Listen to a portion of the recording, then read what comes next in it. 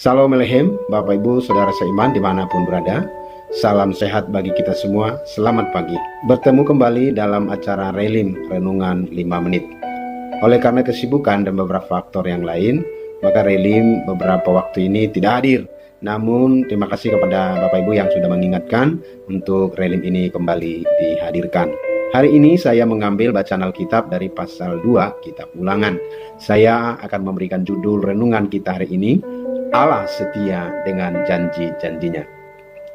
Dalam perjalanan Israel di padang gurun sampai ke tanah Kanaan, boleh dikatakan bahwa hidup mereka selalu diwarnai dengan peperangan. Memang mereka diperuntukkan untuk berperang. Dalam bacaan hari ini, ada yang unik yang kita perhatikan. Tuhan melarang mereka untuk memerangi 3 bangsa. Yang pertama kita melihat bangsa Edom. Bangsa Edom adalah bangsa keturunan Esau. Esau adalah saudara kembar dari Yakub, leluhur Israel. Kita tahu ceritanya bahwa Esau adalah orang yang tidak disukai Tuhan dan Yakub disukai. Seperti tertulis dalam Maliaki pasal 1 ayat 2, dikatakan bahwa bukankah Esau itu kakak Yakub? Firman Tuhan, namun aku mengasihi Yakub tetapi membenci Esau. Kita tahu Esau telah menjual hak kesulungannya dengan sepiring kacang merah. Tetapi terhadap Esau, Tuhan telah memberikan pegunungan Seir menjadi milik pusakanya dan keturunannya. Ingat, Israel ada dalam pembuangan selama 440 tahun. Kalau ditambah lagi dengan umur Esau, ditambah lagi perjalanan Israel kurang lebih 40 tahun selama di padang gurun sampai di pegunungan Seir.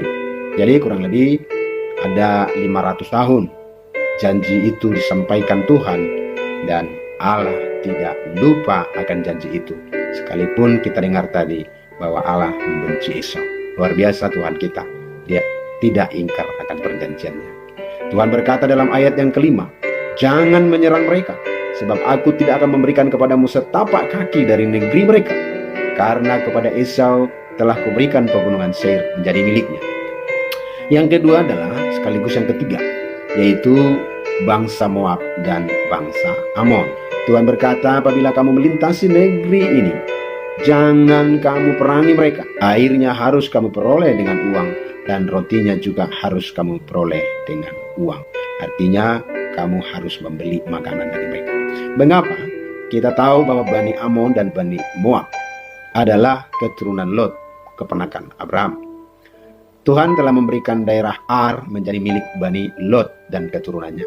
Menarik sekali membahas ini, karena kita tahu bahwa Lot mendapatkan 2 anak ini adalah dari kedua putri kandungnya, di mana ketika Allah menghancurkan Sodom dan Gomora, Tuhan membawa mereka keluar dari gunung itu ke daerah Zoar.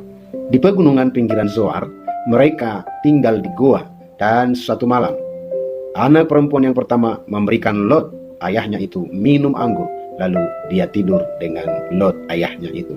Keesokan harinya, anak perempuan pertama itu berkata kepada adiknya agar memberikan ayahnya kembali minum anggur dan tidur dengan ayahnya pada malam itu.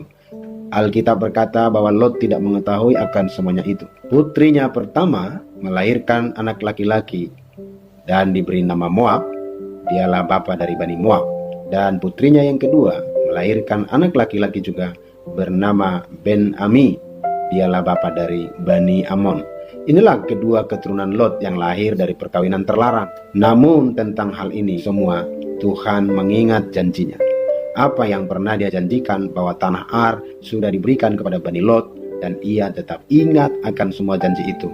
Bahkan sampai pada keturunannya yang sudah dimakan waktu hingga 500-an tahun, Tuhan kita setia pada perjanjiannya.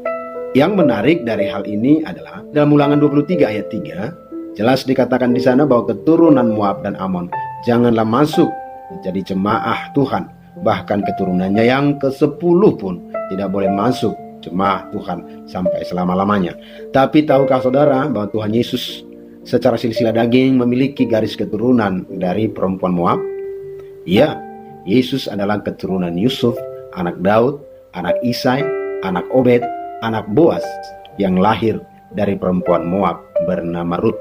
Luar biasa bukan? Tuhan tetap mengasihi semua orang asal memiliki hati yang baik dan mengikuti Tuhan dalam setiap langkah hidupnya. dan dia ingat akan perjanjiannya, sekalipun terhadap orang yang pernah memiliki masa kelam dalam kehidupannya. Tuhan mengingat perjanjiannya. Tuhan pulihkan hidupnya, sekalipun pernah memiliki catatan kelam sejarah yang buruk dalam dirinya. Manusia mungkin mengingat-ingat kesalahan, tetapi Tuhan tidak. Ia tidak sibuk mengurusi masa lalu orang, karena ia sedang sibuk mengurusi masa depan kita. Haleluya. Tetap semangat, hidup dalam kasih karunia Allah. Ingat, Allah selalu setia dengan perjanjiannya. Amin. Horas dan Immanuel.